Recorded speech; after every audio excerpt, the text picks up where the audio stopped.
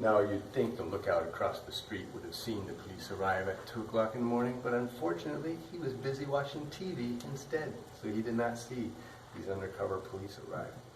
So, by the time he does his job and looks out the window and looks across the street, now he sees lights going on and off in the D&C office, and he didn't understand why. So he called G. Gordon Liddy in this room and asked him, "What's going on over there? What are the men supposed to be wearing?" And he was assured that they all had suits on and rubber or surgical gloves. But the guy across the street, his name was Baldwin, he said, "We have got a problem," because he was looking at two hippie-looking men with guns standing on the balcony of the D&C, and they're looking across the street right back at him as he's watching them with binoculars. But he didn't realize he's looking at the police. But now the police see him and make a mental note, "We're going across the street as soon as we finish here." So things fell apart very quickly.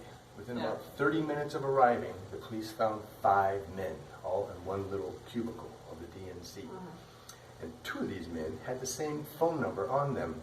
When the police called that number, the police almost immediately hung up. They could not believe who's answering that call, because it was the office of Chuck Colson, and he was legal counsel to President Nixon. Also, one of the burglars was himself director of security for CREEP. CREEP stands for the Committee to Re-elect the President. And 2 months after the break-in, one of the burglars received $25,000 in his bank account.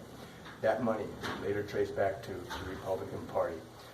They were hired, that money was to hire these men and to keep their silence. But that silence was broken at 1:47 in the morning by a mere 24-year-old security guard who pushed over the first domino that 2 years later would bring down the most powerful man in the world. And those dominoes began to tumble in